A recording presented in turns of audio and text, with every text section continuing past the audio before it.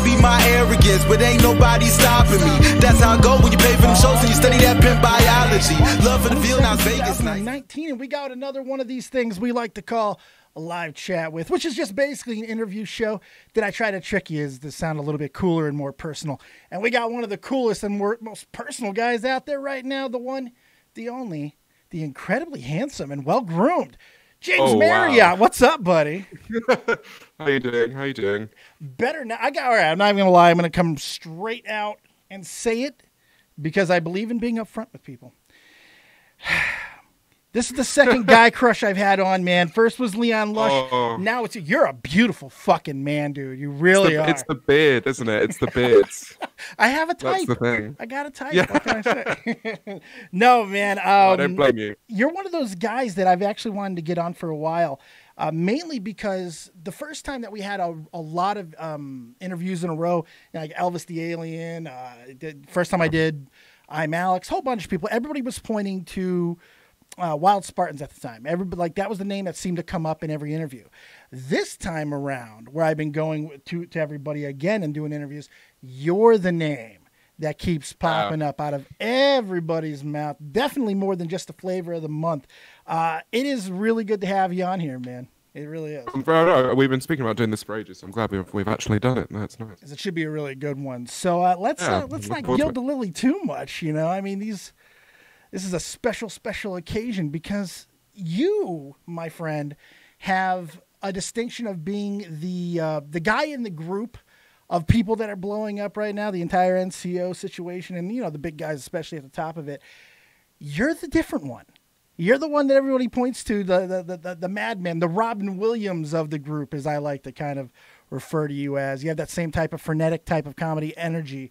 So that's the first thing I want to talk about is just being different in a group. Do you think that you are different, first off, from the people that you run with? I think the way I see it is I have a lot of associations. So I'm friends with a lot of people in the NCO. I'm in the NCO, and but also obviously I live here in London. I live with Fraser, Inaba, and really close with George, Alex, Will. It's all about the thing I like about YouTube is you can have completely different content from someone else and still maintain like a good working relationship, a good friendship with people like The Right Opinion, for example. Like our videos are worlds apart, but he can offer me a lot of guidance and vice versa. And I think that's really important. It helps. It helps having people around you, so you don't have to do it on your own to begin with. It's the kind of the beauty about YouTube.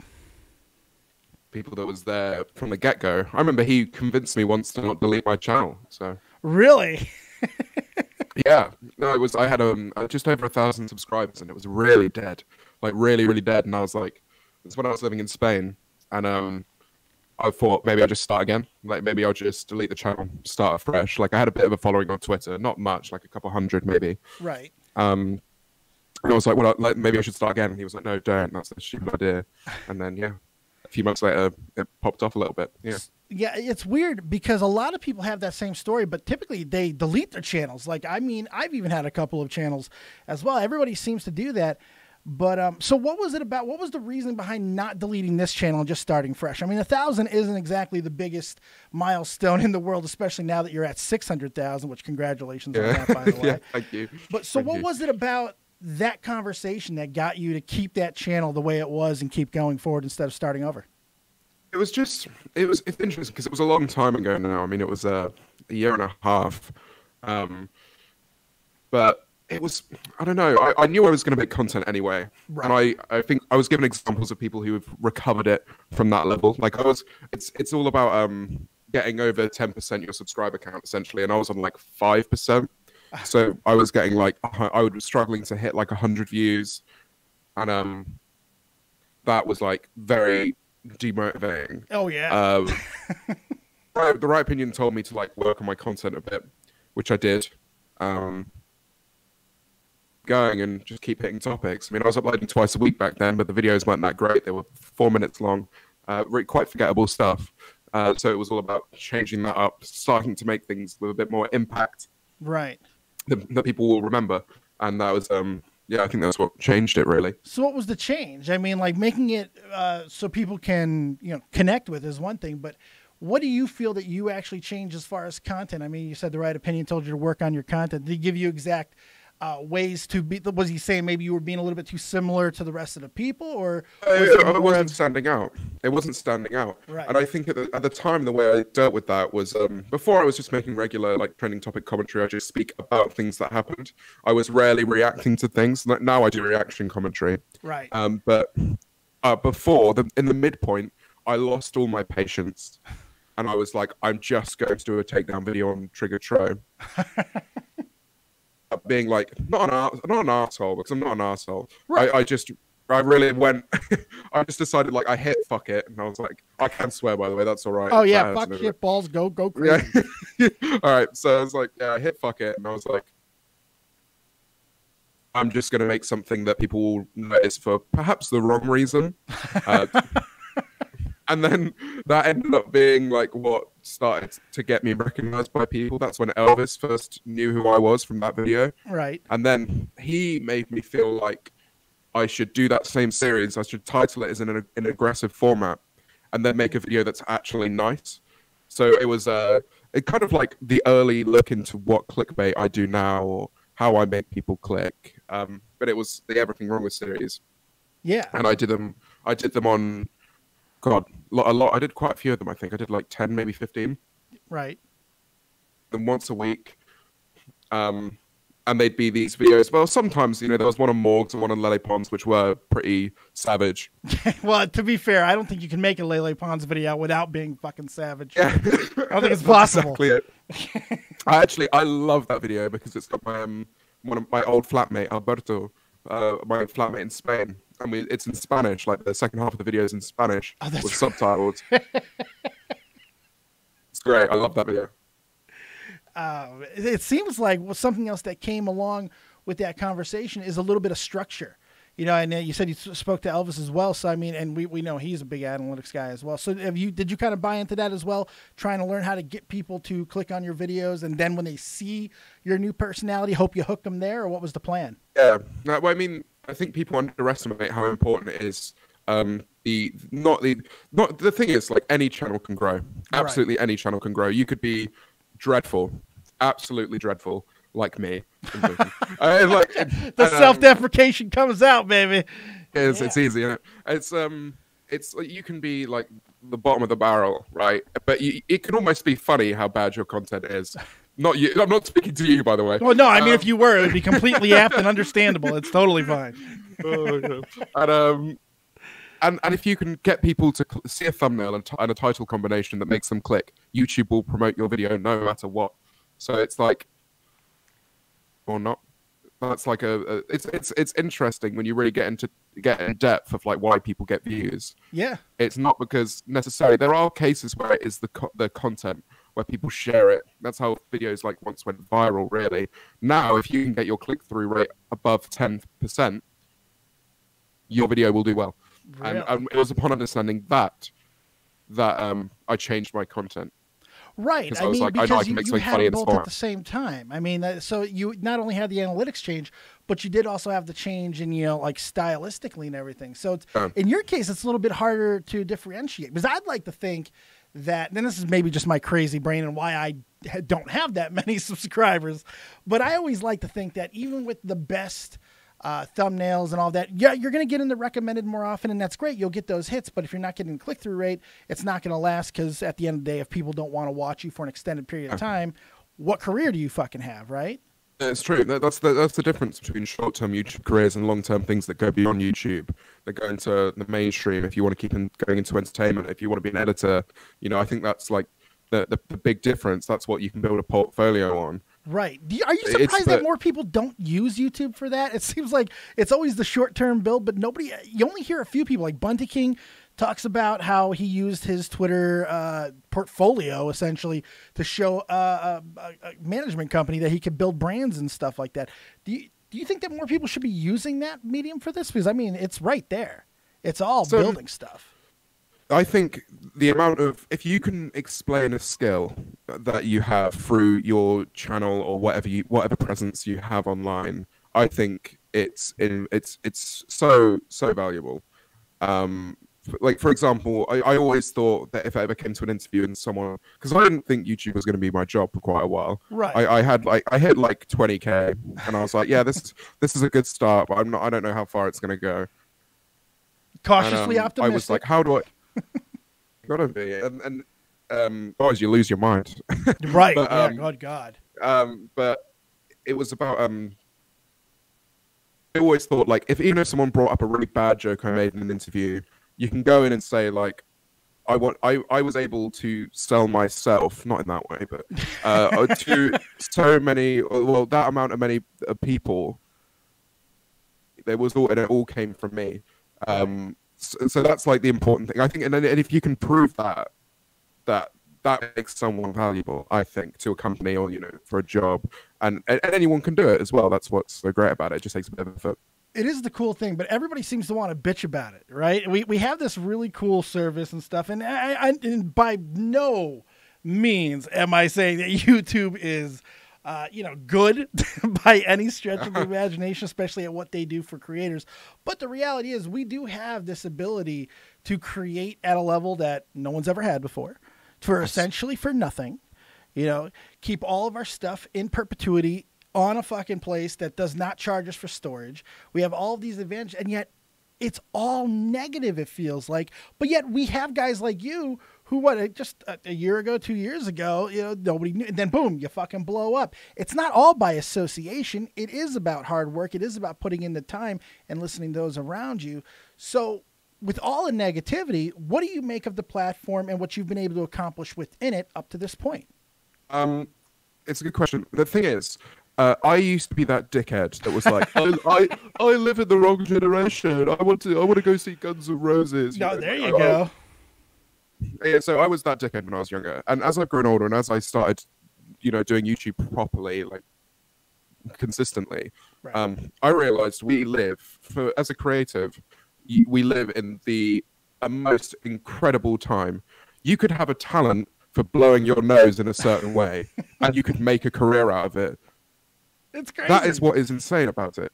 And I think it's easy for people to complain because it's all a matter of perspective. People who are YouTubers, they're always going to have bad days and they're going to complain about their platform if it does something that's fucking weird. But it is always important to recognize that this is nuts. Like, this has not happened before. It's crazy. It's unprecedented. And I am so privileged and happy to have been able to make somewhat of a name for myself so far. And all I want is for that to continue. It's funny because, you could have done what a lot of people did and stay the course back after a lot of people who were around in 2015, 2016, and they were seeing a lot of the growth that was happening. And a lot of your boys, too, are part of that as well. I'm Alex really stands out when you think of those names. And, having the stagnant times, and Alex has talked about this on the channel here with me a couple of times, about when you have those moments where you feel like you're not going to grow anymore and you're questioning what you're doing, questioning the content. The answer seems to be simply put in more work. It really does seem to be the answer that every single one of you guys is given. Was there ever a time where, aside from when you were going to delete the channel, were you ever just going to be done with it completely and not even try to continue to create and then just live your regular life like a normie? It's difficult to say, really, because there's definitely been times where I haven't had the motivation, especially when things have gone through my personal life. But as a career, only think this. It's like I had an internship the last summer, so almost a year ago now. Right. I turned it down because I was on 20K and I was like, even though I wasn't making money really, just fucking go for it. And I'm too big for this, no internship. I did editing work for people before as well, which was helping me like pay my rent and everything. Right. I think, in terms of motivation, sure, it gets a bit low. I've uploaded, 5 or 6 times this year, which is ridiculously bad. But it's all about you. I'm dedicated to it. I love the craft, and it's all about, always working towards it. I love it. Well, you certainly captivated a lot of people. You have one of these fan bases that travels really well. For example, just the retweet of the questions. And we got a lot of questions, and we're going to get to some of them that you guys wrote in. Some of the questions that you guys use, like I'm using as add-ons to some of my own stuff. So, give you a little ride as well, because I like to give you rides. That's what we do. So you have a really good fan base, and they seem to they love you. So how do you feel about that part of it? Because now that you've gotten a taste of it, you're up to 600,000, you've grinded through this, you're with a group of successful people. How's your life changed just from an celebrity standpoint? And what do you think of these people who have adopted you as their lord?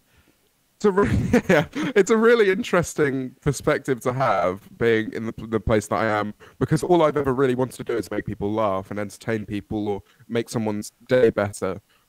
So being able to do that, having people tell you that, is so amazing. I love that. The best thing is meeting people in real life. That is like such an incredible experience. I get really nervous about it. I always go, because it's weird. You're having this conversation with someone who knows who you are, or at least the image you put out there, and you've got so much to learn about that person. And the conversation's always going to be about YouTube. It's never going to be about like random things, unless you see them at a gig, which I've done before, and then you ask them about the gig and stuff like that. Yeah. It's just like probably one of the most motivating factors, meeting people you actually helped. Even if it's helped as in they got angry with you at a video and left a hate comment, and they felt a bit better after it. It's out to in real life and called me a cunt, like I would probably be happy. Like that's the kind of place that I am right now. It's like taking it all in for what it is, the experience that it is, and just being happy for every single thing that happens along the way. Just kind of enjoying the ride. Because it's quite easy to put yourself in a bad place with YouTube, because your life becomes about numbers, and the actual, in terms of the money, you never know which month's going to be good or which month's going to be dreadful. It's stressful, but the meeting people or just knowing that you've done something for someone is incredible. That is always what I wanted to do. So being able to do that, it doesn't really, the scale of it doesn't even particularly matter, right? Right, yeah. It's like, I mean, the more the merrier. Sure, it always feels better, but just having anybody who gives a shit about you does feel pretty amazing. It's like, one of those things. If a video hits like a certain amount of likes, I'll get like a little buzz, right? If one person comes up to me and says, I loved this part of that video, like if they go like, you did a really stupid face there or something, and it really made me laugh. That is so much better for me. That I'll go like, that was a success. Like that video, I did that well, and that's the best thing, I think. I think so too. I mean, it's that instant gratification that you could have just by meeting somebody and knowing that you may have had an impact on them. It's kind of cool, right? Yeah, I love the conversation about like, what's your, what video did you like see first, or what video do you remember the most, or that really like made you have a good day or whatever. I just love it. Like that will, that really motivates me. It makes me want to be better. It makes me want to help as much as I physically can. Do you have some videos far that more people... empathetic person? Oh, I'm sorry. I didn't mean to cut you off. Sorry. It's okay. No, you're good. Do you have certain videos that when people bring up, or certain moments when they bring up, they kind of give you an extra smile because it's one of your favorite moments as well? You ever have that? Yeah, I mean, you use the fucking Bob Ross in the thumbnail, right? I couldn't resist, man. I mean, yeah, you had to do it, man. That is, and I mean, the views on that video are not great, right? Like, it was average, but it's just... It's a good moment, man. Yeah, it is. It's like, I had a weird bit. It was going through like a weird part of my life. I have a phrase for that video. We have a phrase with Alex and Fraser and that. Like, when any YouTuber does a video and you look at it and you go like, why have they done that? We call that a Bob Ross breakdown. It's essentially like hitting fuck it and just going, I'm going to make a video where I dress up as Bob Ross. Why the fuck not? Why the fuck not? Yeah, and doing that, I've seen so many people, like, people drew the painting that I made. They like recreated it. Like, and it's like it was the most amazing fan art came out of that video. People were like, "Oh, it made me laugh so much," or it was almost therapeutic at times. I think, like the way that I was editing the music. People are crazy. And when you tug on something, and Bob Ross has had a little bit of a resurgence over the past 10 years. especially on YouTube. So it's not a surprise, man. You really were able. He got memes so much. I mean, like there were so many Bob Ross memes coming around about 5 years ago. So he's at a resurgence. So you just kind of hit everything at the right, and it was just flat out fucking funny on top of that. Did those feel extra good? Do you feel like in the moment you just hit that home run and it feels like a home run, or do you got to wait until the reaction sometimes? That one was difficult because, as I said, I was going through something in my personal life, and like the editing for that video took ages, like absolutely, like more than, because it's not like a regular face cam video where you do a couple jump cuts, a few green screen effects in, right? You know, because you're just trying to bring home your regular. Because the main point of like a regular face cam video is like you're the entertainer, you're gonna make them laugh by saying things. In the Bob Ross video, there was a lot where I was silent, so I had to edit the music over that to like really kind of get the vibe of the video. I think the pace still went well, but it took me a long time to perfect it. Not too much. Like I still wanted to be like a project, you know, and that did take a while, so that was a bit difficult at times. But no, the end product, I was so happy with it. Would that be something you would do a sequel of? Something you'd bring back?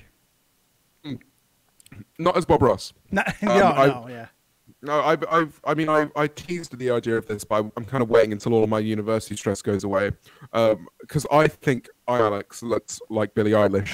A little bit, okay. I'm going to turn him into Billie Eilish. I think you could. I'm going to take him to a studio. I'm going to make him record a song. Oh yes, it'll be amazing. Yeah, and then I think that's when I'm going to launch a second channel as well. If you guys, if I really want to get you, Nabber, and fucking Alex to do like a cosplay of Wham. I just think it'll work.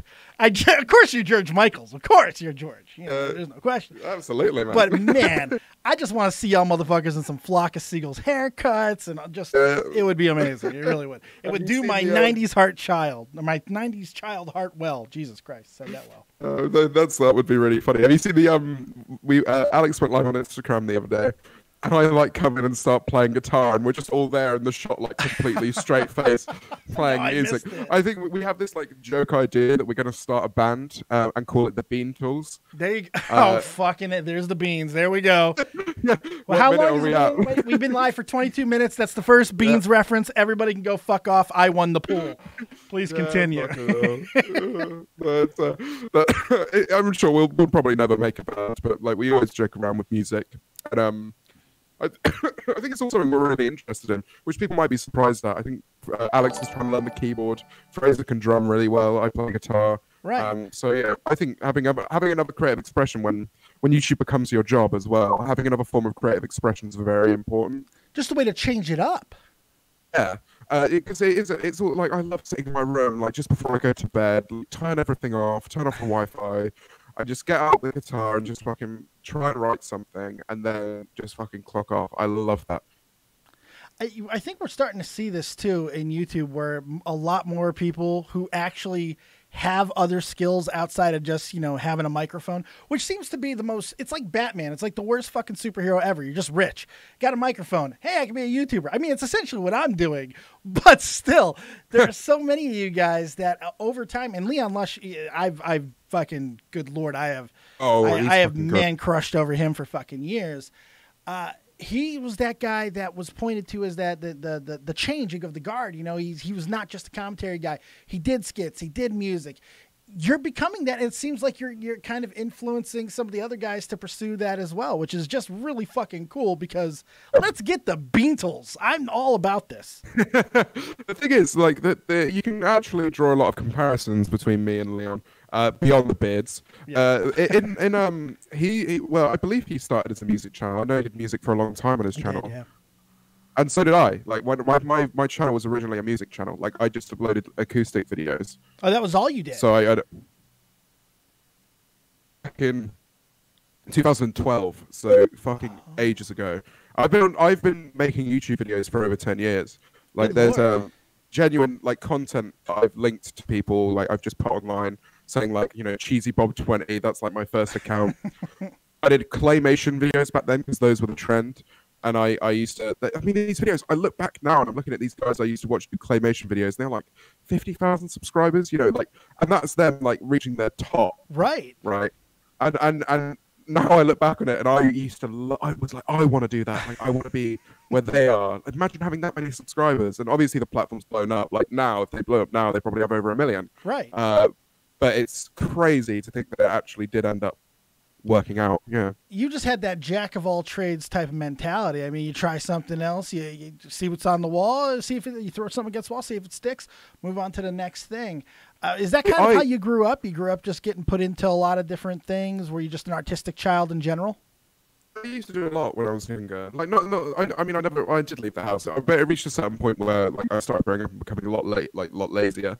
But I used to do a lot of drama when I was younger. I played piano, I played guitar, I played rugby. Like, I did all of this shit, and then became a bit lazy as I got into like teenage life. You're right. But the way I see the world now is, I grew up thinking that you'd pick a career and then you do that for the rest of your life, right? You sit in an office and, you know, slave away for some corporation for the rest of your life, like writing up shit. Right. I genuinely believe that'd be my life. And I'd only enjoy like the time off or like the weekends and stuff like that.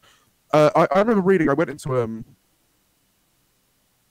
I think a couple years ago now, and I saw, like, I can't remember who it was about, but it was a Greek philosopher, I think, and it just had this list of things that he was. So it was like philosopher, fucking philanthropist, like all of this fucking shit, you know. He was a Renaissance man. Yeah. And the way I see it is, like, we are now experiencing something where tomorrow I could be a musician, right?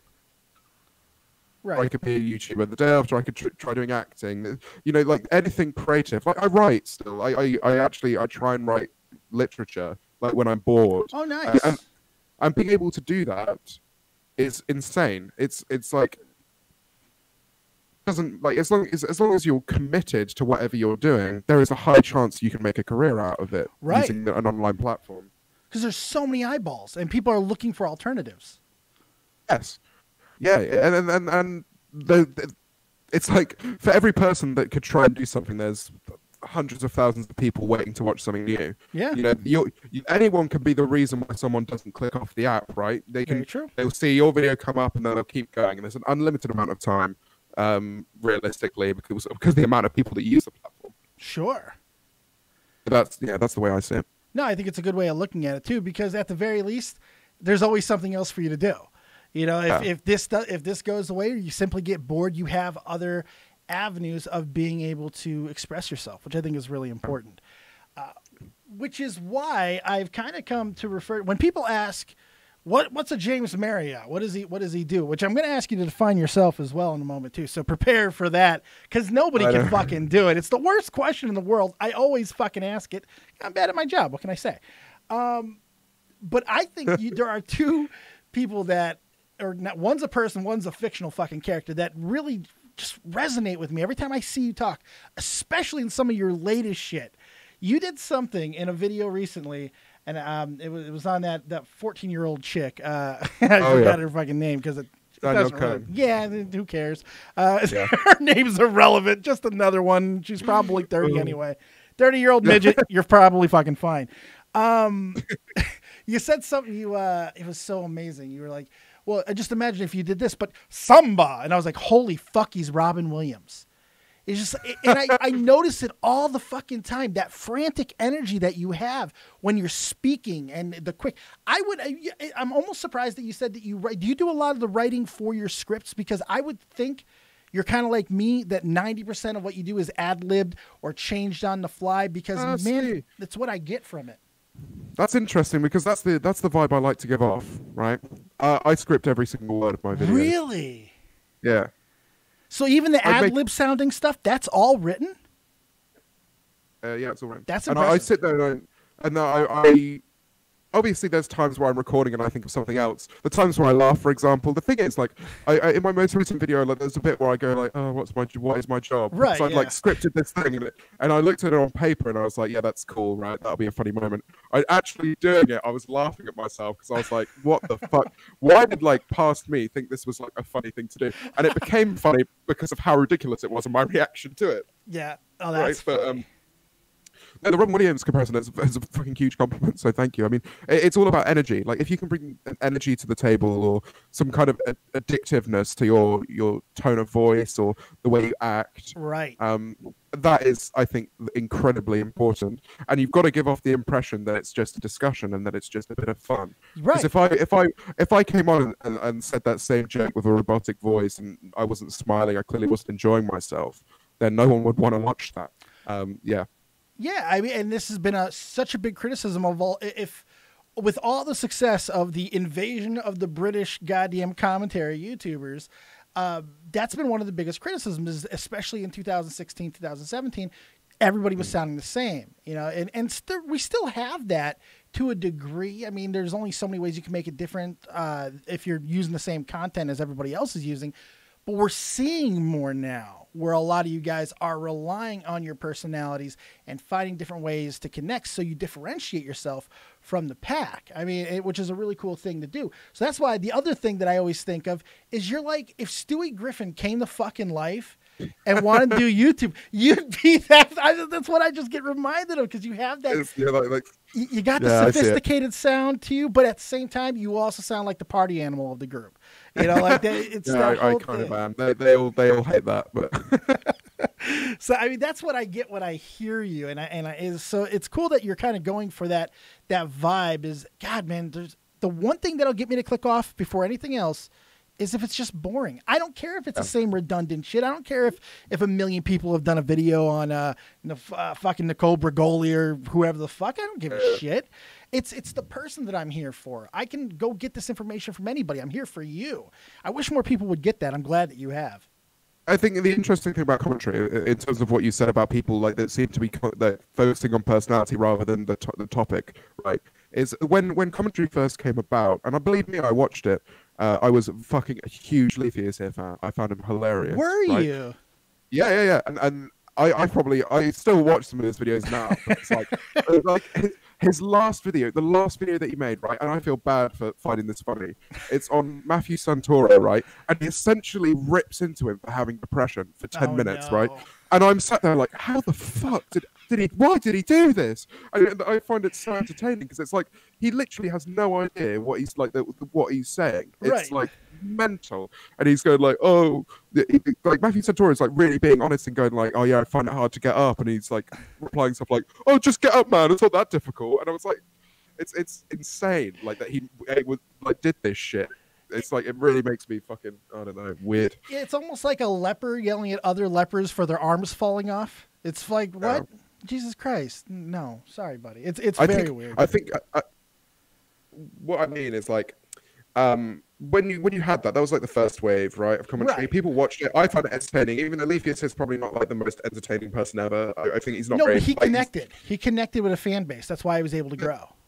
Exactly. But what it meant was people started watching commentary that were really talented, right? Really good personalities. And then those people really, like, you know, the way was paved by the founding fathers, I guess you could say. But I think this new wave, you find a lot more people who either know what they're doing really well, like this new wave of reaction commentators that know how to title, know how to get views, name and value.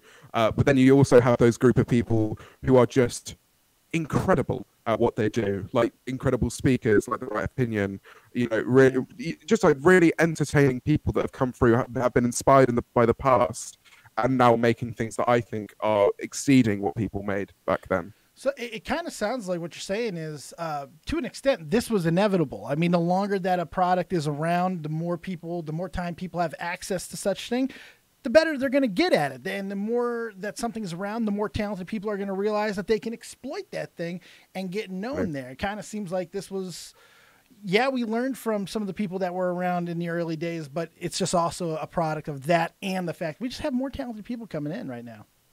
Yeah, and it's not going to die either. It's only going to keep going. Because if for people like me, right, if you make people like content like I do, the kind of the trending topic commentary has somewhat died, like the community's died. Yeah. At least the one that I used to be involved in, but there's so many more now, like that have grown from, you know, these audiences that people have. Right. I think it's like, it's all stuff that, the way I title videos, it's like any video that I do could go viral in the past, like from the original clip, right? Yeah. If you can make videos which talk about things, commentary, and those things, the kind of things that will never die, right? Your career will never stop because it's like that's never going to go away. It's not like gaming, like a trend, right? Right. Yeah. That's like why I've always stuck with the interviews and stuff, because there's always going to be a need for wanting to go back and watch somebody where they were in that time or whatever. Yeah, I get what you're saying. Right. And yeah, I think commentary will never die, and that's why I find it funny that people say their channel's dead and stuff like that. Because I mean, you can do what Bionic Pig did, and he essentially fucked up his channel for a long time, came back, got better numbers than he ever had. Right. Like grew. And that's because it's commentary. Anyone can do it. Anyone can do commentary, and anyone will click on that because it's if they want to see it, they want to see it. It's not like vlog with my dog or something like that. You know, it's and who wants to watch that anyway? But you know, that could like last maybe a couple of years. You know, people are gonna get bored of seeing your fucking dog after a little while, right? Right. But with commentary, the topics never die. They never just go away. There's always something else. Yeah, and there's always people who want to see it, I think, anyway. Well, it's never just going to be just niche, which helps. So, yes, it's definitely a bigger pool to throw your rod in, no question about that. But you think, biggest thing, yeah. If you think that anybody who gets into the commentary, as long as they know the rules of analytics and stuff, they can grow regardless. You're a believer of that. Yeah, 100%. Man, we should do a contest. Also, like, absolutely. Obviously, it can't be us. It can't be anybody who's ever been. But if we can get like 10 people that have no online presence at all, they don't even have to, like, look, you could be a drooling fucking reprobate. I don't give a fuck.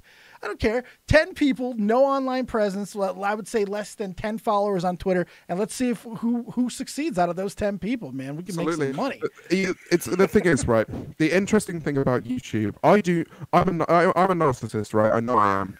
But we all are a little. Yeah, and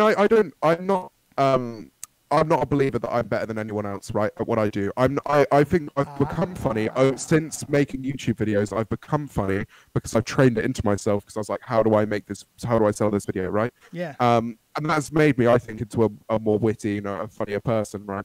I think that puts people like me, people that like have got a fairly decent subscriber base, or they can not make a living off of YouTube, but can actually, you know, start to earn a bit of revenue, take a bit of pressure off from their main life, their real life. Again, that it's essentially like, let me think. Trying to figure out exactly where you want to say. Yeah, just say it. No. It's not about that. It's like it's just that people.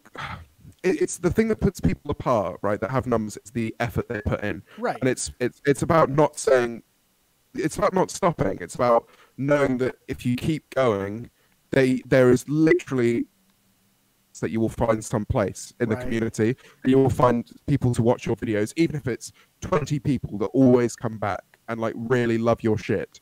That will happen inevitably. But I know so many people that said they're going to start YouTube because I know they're funny, and they haven't done it because they don't have the steel to keep going when the views get shit. Yep. Because they always get shit. There is always a time where it gets shit. And that is the difference. That is why, you know, Alex does so well, is because he never gives up. Right. And that is what puts people apart, in my opinion. That's such a huge part of it, because like we have people who are reprehensible human beings, or at least we think they are at times. And then they'll come back and do something amazing. I hope I don't get shit on too hard about this, but Logan Paul is a really good example of that right now. See, I haven't watched this documentary yet. Universally but I've heard it's really hated good. Human being. Everybody like that we can know, that like you and I can name. Really, none of us would say anything positive about Logan Paul. You know, he's a real fucking piece of shit most of the time, or at least that's the perception. He did something amazing with that fucking movie. I'm not going to call it a documentary because it's not. It's a brilliant comedy movie, and it needs to be It's one of the best things ever put out on YouTube. It's that good. Is that good? It's ridiculously fucking funny, dude. I'm not even. Now, is it for some of it funny because of what we already know? Yeah, that's the point, though.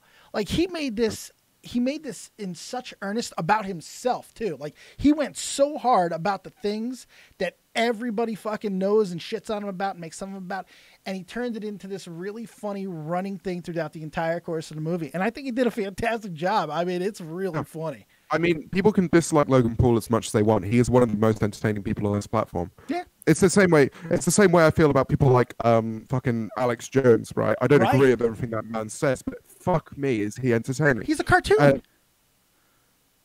You know, there's a reason why his face is fucking everywhere. It's because these memes that it's all a character. Like it's all like he does that all. He's made that all himself. Right. And I think you can't like, even if you hate people online, right? The majority of them are really entertaining people. Sure. And you go back to Leafy, like you were talking about Leafy. Most people agree if Leafy wouldn't have went away after all his fuck ups, he'd be okay right now. Keemstar fucking recovered. Rice Gum's been canceled so many times. We're learning this. Canceling, all of that. And Alex just did a really good video on this, by the way, as well. Canceling don't mean shit. Don't give up. Don't stop. Don't go away. You'll be fine. Look at Zoe Berger, still shaking her tits somewhere right now. You know, you can hear it all here from wherever it is. The earth is shaking. She was quite lovely, man. She was a great interview. She stood me up a couple of times, but she was a good one, dude. She was really, really interesting. That is funny, though. She's an interesting fucking person, man. Well. I want to transition a little bit into because we talked about the E-Fame and everything a little, and so I want to ask you, and I'm going to get into a couple of the questions from the chat as well. What are some of the biggest changes, just for you personally, on a daily basis that I know you're still going to school, you're finishing up university and everything, but aside from that, what type of daily changes do you think that becoming successful, even moderately, we know that 600,000 isn't 600 million, but it is still a hell of an accomplishment. What does it change for you on a daily basis, if anything? It gives people a reason to talk to me, which I quite like. At university, it's like I used to be quite invisible in first year. Now I get people coming up to me and asking me about it or talking about it. It's a fun thing to talk about. I also, this is hilarious. I follow this page because I go to UCL in London. I followed a page called UC Love, right? Right. In first year, and it's essentially like anonymous things you post on Facebook, being like, who was the girl here, or like who was the guy here, right? And just like little rumors, like a little rumor mill for the uni. Right. I got tagged in a post that someone made yesterday saying, "Oh my God, did you know James Marriott goes to UCL?" Oh man. And I was like, that is weird. Like seeing something that I've known about for years and seeing my own name pop up on it was weird. My friends probably thought that I'd done it because, as I said, did you write? Did you respond? Did you be like, I sure do? I think I responded, "I'm really famous." I mean that as a joke, don't worry. No, that's fantastic. But yeah, it's like little things like going to gigs and stuff. If I go to a gig now, I know there's 100% chance that I will get spotted by one person because I'm a bit of a noticeable figure. I'm 6'4". I look, the way I do. Yeah, it's pretty easy to pick me out of the crowd. Yeah. So I love doing that, but it's like I know that happens. I don't like leave the house. When I leave the house, I do leave the house. When I leave the house, I never expect to get recognized. So that's not like a. So it's still a surprise every time. When you're at a gig, though, it's like you're in such like a small, like environment with a lot of people.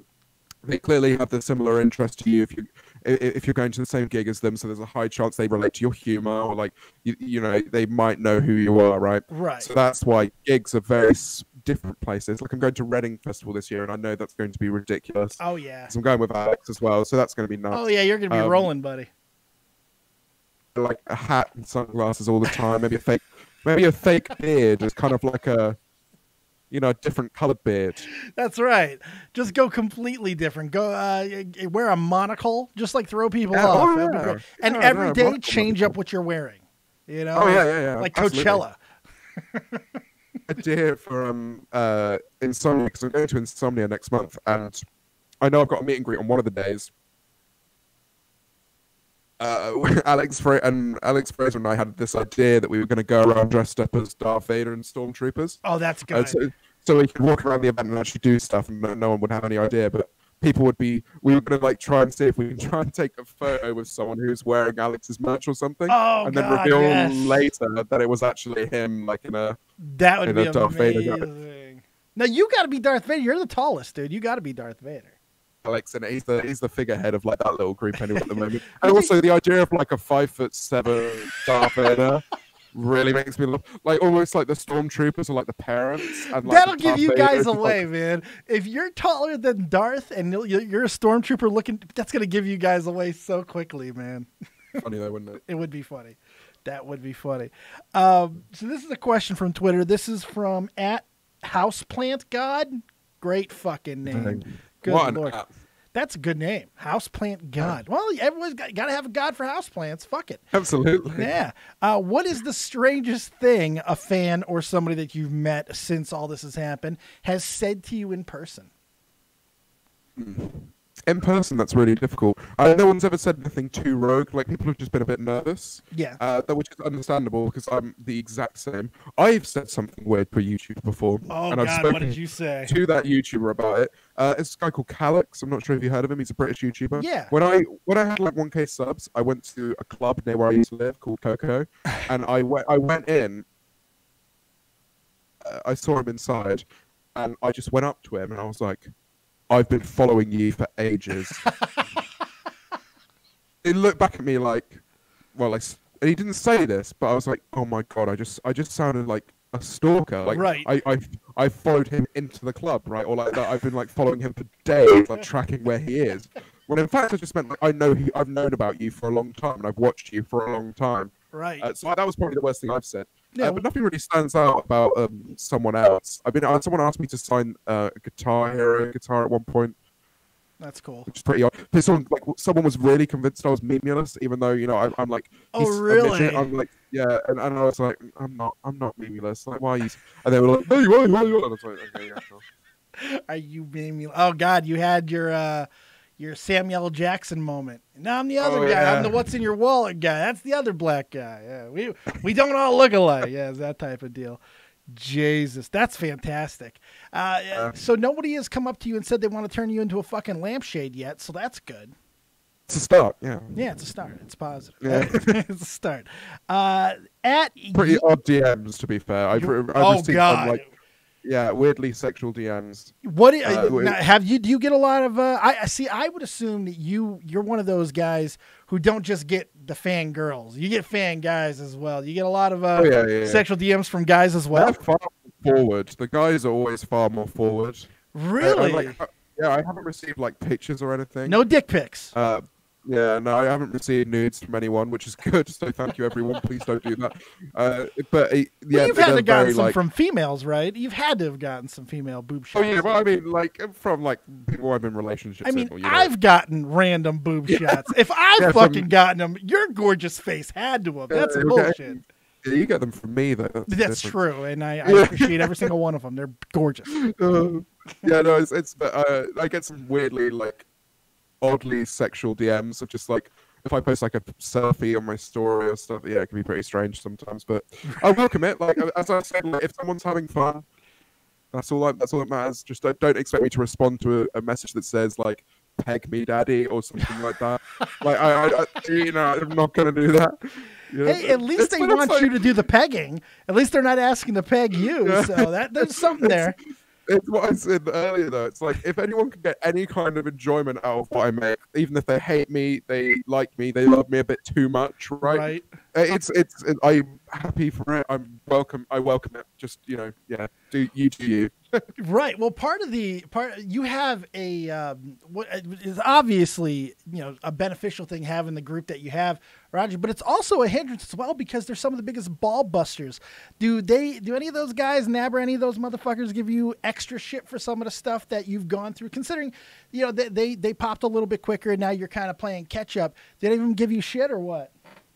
What do you mean give me shit? Like they're a bunch of shit talkers. We all bust balls, and they're some of the better ones at it.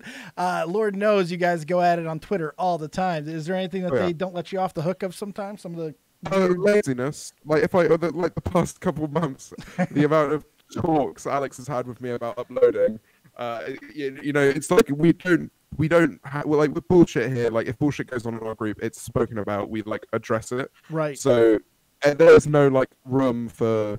I like to think anyway. What makes us all good friends is like there's no talking behind backs. Like there has been, obviously, because it's just natural of any friendship right. group. But it always comes out. It always gets fucking resolved. But yeah, we don't take bullshit. So like, I'll like call out someone on something. They'll call me out on something. I've been called out on like the way I've titled videos before by them. Yeah. Like we all take the piss out of one another for it sometimes. Yeah, right. It's all good. But then at the same time, like if the other way around, like if Alex and Fraser have been making some amazing stuff recently. Fraser's changed his content so much. Even though he doesn't check his DMs, Fraser. Even though he doesn't check his DMs, I'll do your show, Dave. I'll do your show. Yeah. Check your DMs. He doesn't check my DMs from me either. So, and I fucking live with the guy, so don't worry about it. I'm gonna give him shit because I know you're in the same fucking house. Where has he been? Never. You're lucky. You're lucky. I need you to come on. You're lucky. I'll get him to come. No, he was supposed to come on a while ago, and then he just, it happens. I get it, too. That's the thing. Everybody's got shit going on, man. It's just, that's the reality of it. So any of you guys coming on at any fucking time, believe me, I'm more than grateful. Thing is, you're like, people like me, Alex, and Fraser, we blew up like when the community was a thing. Right. So like being on Twitter and everything like that was a big part of it. So shit like this comes up, and we're always happy to do this kind of thing. Yeah, you guys have always been good to me, man. I mean, all of you have been really good to me. You've always been nice. I guess it's just how it goes sometimes, man. It works both ways, because if I help someone in the community and they become successful from it, they will always want to do the same back. So it's all about building this vibe of community. I was, Scrubby, right? Yes. I collabed with him when he had 500 subscribers. Oh. I remember doing that video because it got fucking age restricted because he put in this video of a guy grinding on a cat. Oh, was it Shane Dawson? So fucking no. No, okay. Just guessing. It could have been. He did this whole. It was funny. Like, so I included it and didn't really think. But yeah, no, that's what I mean though. Like, looking at him now, I don't know for a fact if I ever wanted to, I could go up to him and go, "Hey, help me out! Like, do a video of me," and he'd do it. So. It's always good to put that out there regardless. You never know. And shit, Tommy and I have seen this over and over and over again. We've had so many people that were in the early days of Shopping the Point. Nerd City was an original fuckhead. There was so many people who have been hanging out with us or in the same like type of groups or commentary communities, whatever the case, that, have just always continued to be cool and come back. Even if we hadn't blown up, we never did. We thought we were going to. We thought Catch 33 was going to take over the fucking world. It didn't. Shit happens. But you guys have always been, and you could have forgotten about us after that. Alex never had to come back on. Leon never had to come back on. Fucking Lord knows you and Right Opinion never had to come back on. I think that's part of the reason. And this is not just dick sucking. This is actually a point that's building here, is that sometimes this whole methodology, this whole mindset of doing, I know this is crazy out there, people, doing good just for the sake of doing it, even if there might be something on the back end, not being such a bad thing. It's kind of crazy to me. You got to remember, like, people like the Right Opinion, people like Alex, we live for this shit. Like, right. the community is almost a part of us now. It's like a part of who we are. Yeah. Never say goodbye to that. And also, it's fucking fun. I like being interviewed. Like, it's fun. So it's like, I always want to come back and do that. Right. Yeah. Right. A couple of things I want to ask you, too, while we're in the E-Fame realms. There's another one from @Yee my guy. God, I love Twitter handles. They've got some great handles, man. They are fantastic, like Muggsy Bogues type of. You're British. You won't get that joke. What is the best change that you've noticed? We kind of already answered this one, but we'll ask it anyway. What's the best change? So it's a little bit different that you've noticed from your old videos to your new ones. So we talked about stylistically, but where's the best part? We'll change the question just a little bit. Where do you notice your biggest strength is now that maybe it wasn't back when you started? Now it's the quantity of jokes. I think before, when I used to make videos before, I was still the same person, obviously, but I wrote it in such a way that I didn't actually have much humor in. Mm-hmm. Whereas now, if I'm not making a joke or trying to do something funny every 10 seconds, right, I won't upload the video. I want my content to reach a point where even if someone doesn't get a joke, they are too busy laughing about the last one, okay, or 3 seconds away from laughing about another. That's like that's my main goal. Being able to say things that people might not find funny in a certain way that actually does make them find it funny. Stuff like that. It's all about laughing for me and all about comedy. And I think that's the difference, because I paid a lot more attention these days to actually why people laugh, right, rather than just being patting me like I am here. Did you not? People always give me shit when I say this, but did you study comedy? I mean, were you someone who watched a lot of stand-ups? I've always been obsessed with stand-up comedy. It's kind of one of the reasons why I like you so much, because you're basically doing a stand-up set whenever you do a video. Yeah, that's what I like to do. I think I've watched a lot of comedy in the past. I watch more shows than I do like actual stand-up stuff. Right. I have been to stand-up shows before though. I mean, like TV programs, stuff like that, films. I'm a huge Ricky Gervais fan. I could have guessed that. I see Ricky in you. Yeah, and I base a lot of my comedy off of him. But that isn't to say, right? The thing is, if I watch anything and I laugh, I take that in. Yeah. The recent one was a YouTuber called did a video recently on fucking hell, selling feet pics or something. It's such a dumb video. Oh god, yeah, who was doing that shit? Yeah. She has a very like natural talent. It's interesting, and she'll probably get an ego boost by me saying that. But I really think that she has a certain way of speaking, which I think is quite similar to me. I think so. She said something, and I didn't like write it down and copy a joke, but it was the way she delivered it. And I took that in, and I tried to deliver a joke in a similar way in my last video. So whenever I see something that makes me laugh, right, and I try and see if it's natural if I were to do it. Obviously, I'm not a female, so I cannot joke about like some certain things. We're all different people at the end of the day, and I'm not short, so I can't joke about being short. But it's all about the way people deliver jokes and delivering the style of jokes and all about that. So if anything happens that I find funny, I always take it and go, why did that make me laugh? It's always a smart thing to do too. I mean, it's because the why is the question that I ask that nobody seems to understand why it's getting asked. It's the why. If you can answer the why is this funny? What point of my joke or my writing is that fulcrum that turns this into a funny bit? If you could figure that out, you could replicate it. You could do it more often. You could figure out a bit around that and try to create something. Most people don't want to. It drives me nuts. I'm like, that why is the most important question you could possibly have. Was it my cadence? This is the thing. This is what I said earlier. It's the difference. It's between people who are naturally funny, right? Who could actually who can make content, right? That person will lose every single time against someone who's willing to try hard. Yeah. If you can try hard and keep consistent on the platform, learn how it works, you'll be far more successful than just someone naturally funny who makes YouTube videos and just chucks them up. This is true. Hard work typically does win out. Kobe Bryant is traveling the world right now, just having a bigger career. Kobe Bryant won a fucking Academy Award like recently.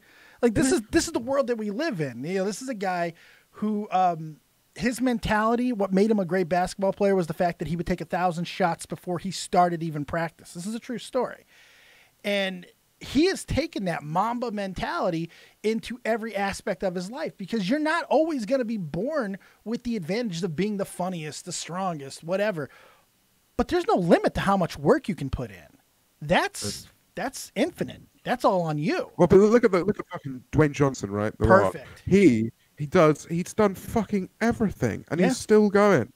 I think it's.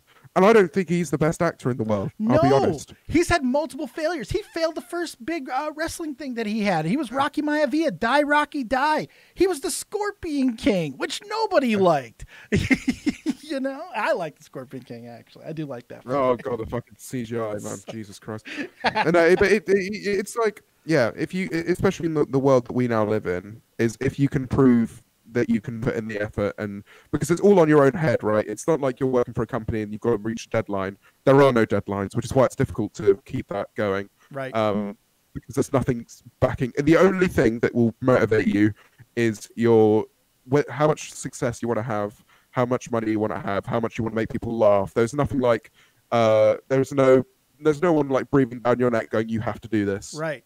But at the same time, it is incredibly profitable in every sense of the word, like emotionally profitable, monetarily so. Like you can do incredibly well mentally through YouTube if you just like play it the right way, in my opinion. Yeah, I think you're 100% right there. And hopefully people are going to start taking to that instead of just, complaining about how YouTube's fucking them. Yeah. It seems to be, it's YouTube doesn't fuck people. This is the thing. YouTube, if people complain about monetization, that's the thing, right? But YouTube will never kill a channel. It's not like they have a button which goes like, boom, like channel down. Right, yeah. Right? No, Leafy, they tried to prove that wasn't true at Leafy. They shadow banned Leafy. You don't think stuff like that happens? No, but he's still got hundreds of thousands of views. Yeah, but he wasn't growing the way he was, boy. Oh, yeah, but no one has. True. Nobody. That's true. Mental. And all I'm saying is, like, sure, if you want to hit 10 million next year, right? Right. I would probably turn around and go, yeah. To be honest, that's probably not going to happen, right? Unlikely, yes.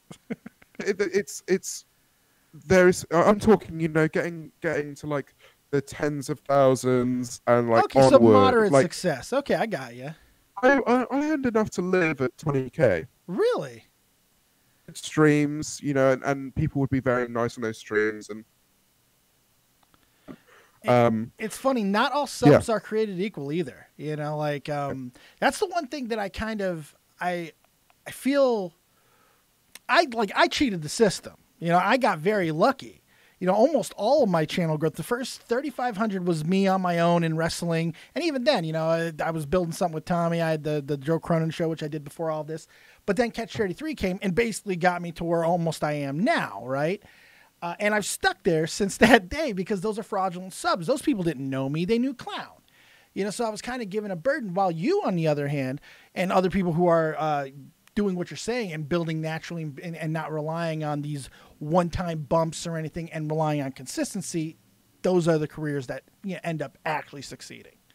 Yeah, but I've had points where I've been shouted out by people. Yeah. I think shout-outs are actually pretty bad. The thing about shout-outs is like, sure, it's like you get a shout-out, you get like how many subscribers from it, whatever, right? Those people, it's quite hard to keep them because they may never watch it's not. Yeah, exactly, and they might have clicked just because their favorite YouTuber asked them to do something. Exactly, but that doesn't necessarily mean they're going to find you entertaining. Whereas if you make a video and it blows up and someone remembers you from that, that's a good audience. That's like a natural audience. Yeah. So I've had a lot of shout outs. I've had a lot of features. Like I've been on Alex's channel, George's channel, Just Destiny's channel. He was the reason that I blew up in the first place, right? But it's all about making people click again, right. And that's the way you naturally grow an audience, and you make a career out of it. I think that's what you gotta have to do. The best that you can. I mean, it's that consistency. Everything else will fail you, and it's kind of what's shown itself to be true. I want to ask you this because we've talked about, we got a few more things. And by the way, guys, if you want to jump in, do you want to take calls? Yeah, I don't mind taking calls. Yeah. Awesome. If you guys want to jump into the Discord, my wonderful mods will throw the link in there. It's also down below if you want to do that thing called work and scroll. I know, what a fucking drag. But all kinds of information's down there in the description box. Get into the Discord, waiting to call, and we'll pull you up when we're done with these last couple of questions that I have for Mr. James Marriott, who is fucking killing it, by the way. Let's get some hype in the chat for the incredible job that James Marriott's doing today. So we talked about some analytics stuff, and I got to be honest, a lot of the things that you were getting into, I wasn't expecting to hear that from you, and mainly is because when I look at marketing and I look at like your social media, you have one thing in your YouTube bio, and that's your Twitter account. You know what? So it was like, I started questioning, is he a big analytics guy? Is he not? And then I saw something that told me that I probably am going to be wrong when I started talking to you. And that was your playlist URL that you put in Twitter. It's fucking brilliant. I've never seen everybody like me puts their channel into their URL. You put the playlist to all your fucking videos. So when they click, they ain't no fucking around. Those videos start immediately. Is that something that you started doing, or do you see someone else doing that? You kind of took that because I thought it was brilliant. I can't remember if I got that with someone else. I think I was just looking at my playlist and then I saw a link to it. And I was like, oh, that's cool. And also, it looks like a Google thing. It did. So, I like, was confused. People are like, what's that? And you click on it, and there you go. You're watching my videos now. Enjoy. Yeah. Like that's like a big part of it. I'm a big analytics guy because I mean, I get a lot of people coming to me for advice, right? Because I've helped out people beforehand. And one of those people is Nico Milana, who's one of probably the up and coming British YouTuber, I'd say. Oh. Like he's going to be huge. He's really? on like nearly 700K now, but his content is it's brilliant stuff. That good, huh? And I go to him for kind of like the because he's really good with brand deals and sponsorships and stuff. So I go to him asking advice about that. He comes to me about like which thumbnail's good, you know, how do I increase click through rate, stuff like that. So you know, I of analytics, I'm one of the people who knows more about how to blow up a channel than anyone else, because I mean I'm 21, I'm at university, right? I wanted to do YouTube, right? And I wasn't gonna, I wouldn't put it up to chance. That's the thing. I That's love smart. it so much. That's smart. Learned how to do it, and anyone can. That's the brilliant thing. So there's just not many people know that. And also, I think YouTubers are scared to tell people that there is a way to do it, because they don't want to be deplatformed. They don't want someone else to grow faster than them. Right. In my opinion, the more the fucking merrier. Like, if you're a big YouTuber one day and you're entertaining, and I help with that, then in my eyes, I'm like, fucking great. I'm really glad about that. Yeah, I've never understood that, why people would think that other people coming over to different platforms. We saw this with the Vine invasion and all of that, and how we got the Pauls to begin with. I think for growth overall, the Paul's involvement on YouTube has been kind of a positive. How many commentary channels have made Drama Alert's resurgence is fucking directly tied to the summer of Paul last year. You know what I mean? It's like the sub bumps that Keem was having from that was nuts. It was everybody was growing that during that time. Fuck, it was craziness to see. So it's not a bad thing. We like to make it a bad thing because it's either we have to villainize somebody, right? We got to villainize the Viners. We got to villainize the EHOs. We got to villainize somebody because everybody's a reason why we're not succeeding. And then fuck all that. Just keep doing what you're doing and don't let that shit get to you. I think that's what James is saying more than anything else here, and I wish people would listen to. Yeah. And the thing is, I know for a fact, if I can inspire a single person to start making content or look at YouTube in a different way, that's good. But I know for a fact, in all of the stuff I've said, it's never gone far, because it's like, and I've said it to friends before that want to start channels, and I said like, you could do this, you could do this, or you know, you can actually make a career from this. Yeah. And they'll say they'll like nod along and go, oh no, yeah, that's so exciting, that's great. And then they get home, and you more often than not struggle to actually start. That's the difference. So if anyone is watching and is worried about starting or isn't thinking like, oh, I'm not gonna be good enough, just get over it. Just do it. Like it's like you'll get better. If you think you're shit, you will get better. And it's all about drive and resolve. It's more about that than anything else, because you can learn to be funny, or you can learn to be good at something. Right. That could as long as you've got a passion for it, as long as you actually enjoy it, then you ever talk to Tommy about that? I don't know how frequently you've gotten to talk to Tommy soon enough, but have you ever had that discussion with Tommy? We did an interview when I hit 35K. Yeah, I remember that. And I can't remember what we spoke about completely if we went through that. I know my perspective has changed a lot since I've reached the highest, well, not higher levels, but, you know, like, into like regular YouTuber territory. Yeah. Like I wouldn't say I'm not a big YouTuber. I'm a YouTuber. You are. I mean, you're certainly there, man. I mean, there's no question. You're right on. If you're not a big YouTuber yet, you're gonna hit 1 million by the end of this year if you fucking upload. Alex and Nabra are right for getting your ass about that, because as long as you upload, you're gonna hit 1 million this year.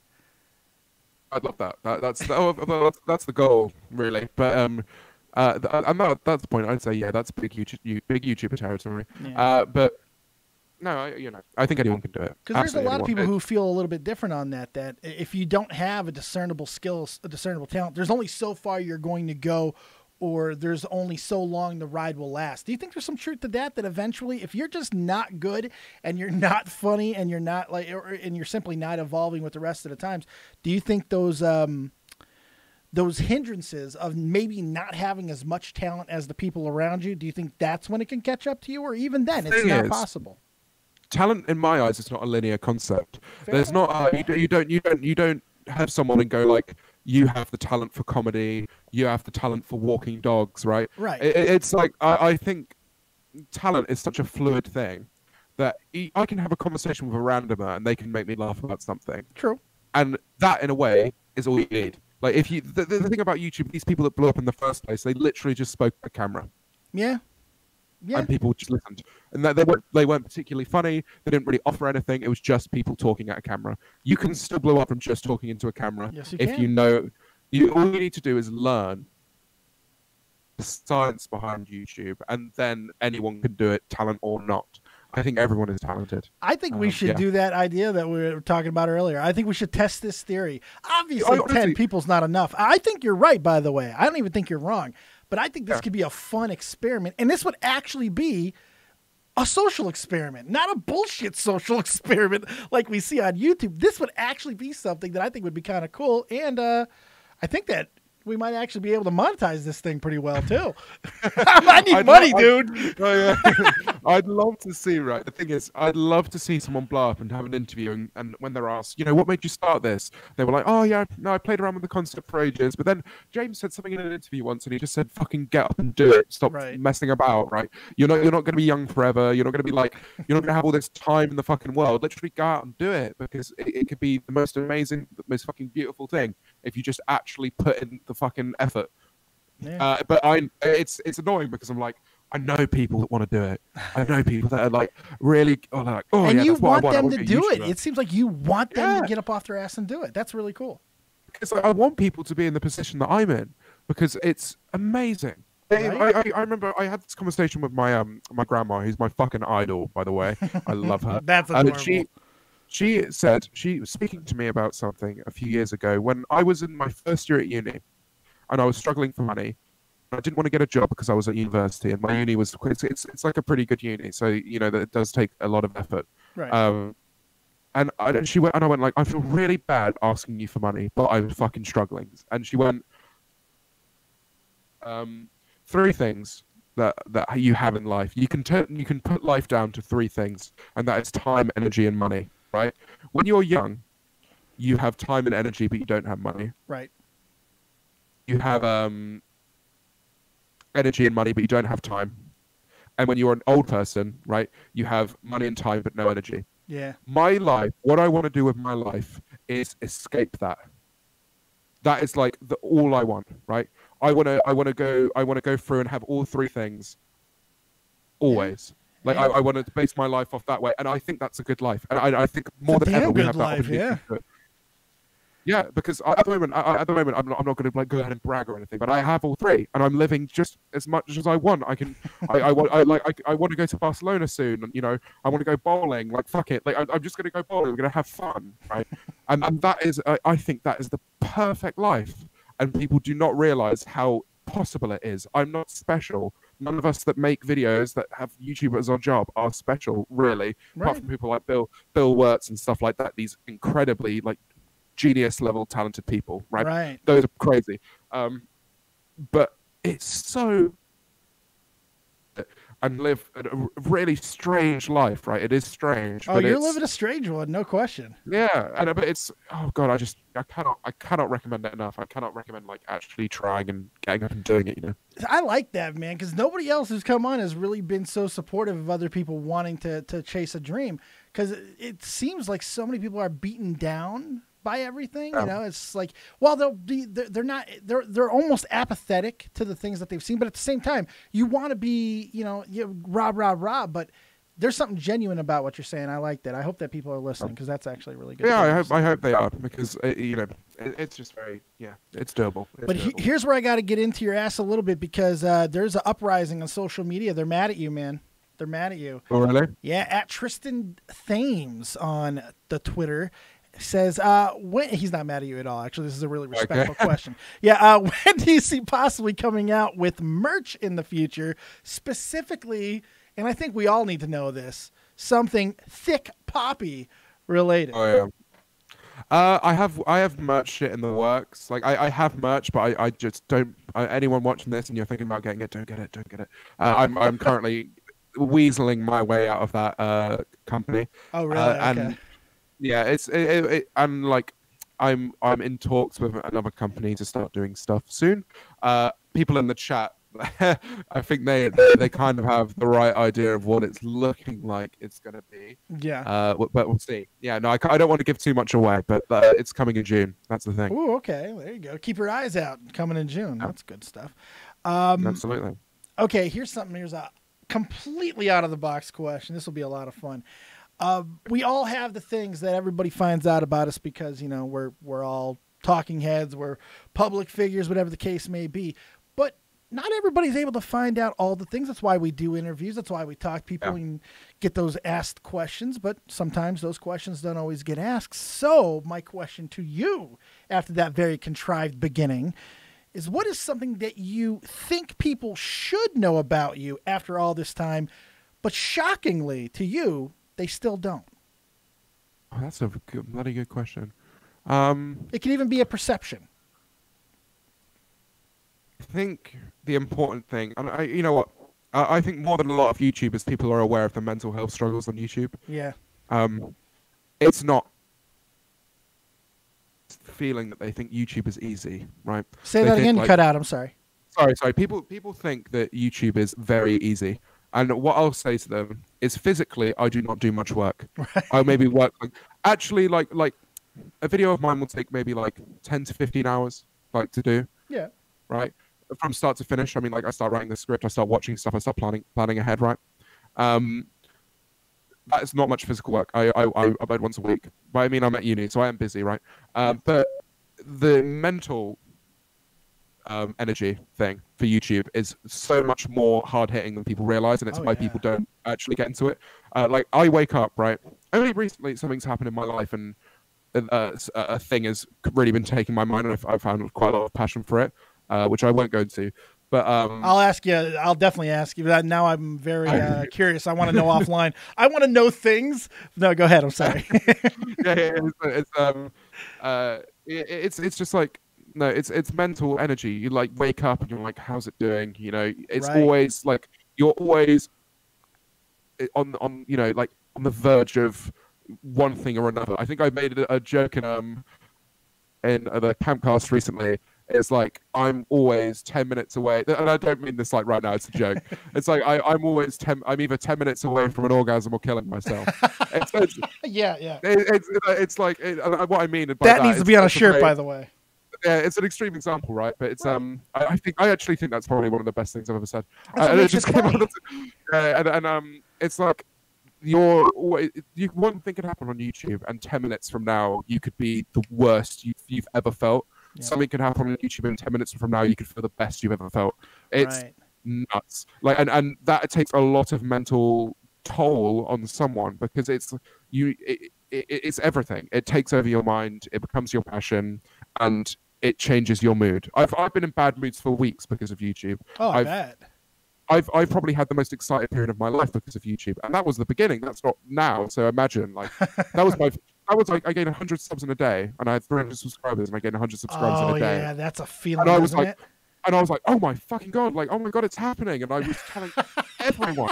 I was telling my dad, he didn't give a shit. I was telling my friends that they fucking probably stopped talking to me for that reason. You know? It's like, you know, it's mad. It's it's everything. It becomes everything, but it does take a lot of mental toll. So yeah, that's probably what I'd say.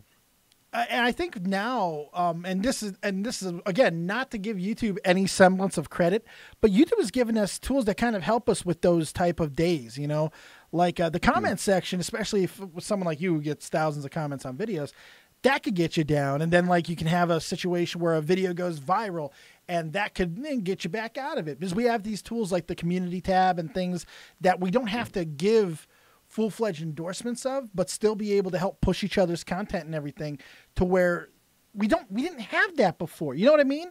Like there wasn't ways to pull people out of these doldrums at any fucking time. Now we have all kinds of different things that YouTube has given us to be able to kind of help with that. Do you view it in those type of terms, or is it just the chaos of YouTube? You're going to have the good days and take the good with the bad. It's chaos. I'll be honest, right? Like, I know how to I've learned how to like make a video do well, right? But it is chaos. Like, I don't know if a video is going to get like 10k views if YouTube's just not going to fucking give out notifications for it or whatever. Like, right. like my last video, the notifications didn't come through immediately. Like, they slowly went out. so my notification views were like average, like they just kind of like carried on like for 3 hours, right? Rather than like a huge bump at the beginning, which I was like watching it and I was like, oh my fucking god, why is it doing this to me? It's, you know, making my heart hurt. Like it's genuinely like can be very stressful. It is mental. It is chaos, but that's, you know, it's part of the fun of it. It also, as I said, there is a mental toll to it, and also when it goes away, when I finish YouTube, I hope by that point I want to like properly settle down and like just have a regular fucking life. Right. But it's so nuts. I can understand why a lot of people, you know, go to the extremes when it goes away. You know, when they like people do drugs and, you know, all this kind of stuff, or even kill themselves. You know, I can see how it happens. Well, you think about it with all the negatives and the mental toll and everything you just talked about. They have to exist. You know, anything that can get you famous, that can get you laid, that can get you noticed, whatever. Any of those things have stresses that take a toll on you. Now, what stress and what bad times do, it weeds out the people who aren't strong enough to, I'm not even saying that negatively. I'm not trying to like be like, oh, you're weak if you can't do this or that. That's not what I'm trying to say. But there are people who can do things, and there are people who can't do things. And all that comes down to choice, and stress is that catalyst that makes you choose. That's how I look at it. 100%. I also think that the struggles that come with YouTube change over time. Oh, like, all the time. You first start and you get your first dislike, you cry. And then when you like now I look at dislikes and I fucking laugh at them, like if a video gets a lot of dislikes. And you get like your first hate comment and you look at yourself in the mirror and you go like, God, am I ugly? Like, you know, you really like, you go through this, and now I've seen so much shit. That's why I said earlier, someone could literally come up to me, punch me in the face, call me a cunt, say they like hope I die, and I would just be, I'd probably laugh at this point. Like I've built up so much from that. But if someone were to say, that would affect me now. So it's like that's the difference, right? So it's all about now. It's upkeep. I can take the fucking hate. What I can't take at the moment, and it will probably change as well. I imagine there might become a point where I'm just like, fuck it again. You know, Bob Ross breakdown part 2, right? There you go. That'll mark. We'll all know now. Yeah, exactly. Now I'm like, I'm building this audience, and I love it, and I would be very upset if I lost anyone. Like that's like, and I don't mean views, right? I wouldn't be upset if people stop watching. That's not what I mean. I mean if someone like purposefully goes like, you used to be good and you're not anymore. Right. You ain't as good as you once was, Chief. Yeah, that would hurt. Yeah, that would hurt. And that would really hurt. Get that Rocky moment and get back into training, you know, so you can be better. Yeah, absolutely, yeah. Man, the chat is so funny, man. There are so many people who are terrified of calling in. Don't worry, you're going to get your chance in just a moment. Well, literally, this is the thing. Like, some people get so nervous about meeting me. Your fan base is not what I was expecting. Like, no, the thing is, because I'm really edgy. Like, I make these fucking ridiculous jokes, and people like they just like, you know. I remember I did a meet and greet in New York, right? Like, I came to New York and I did a meet and greet. And I think it was like 12 people came in the end. Yeah, all female. Like everyone who came was female, and I was really surprised. I was like, I looked at my analytics and I was like, I've got a 60% female audience. The same fucking way, man. That's how I used to be. It's like, what the fuck? And I was like, how the fuck did that happen? I remember when I started making commentary, my audience was like 80% male.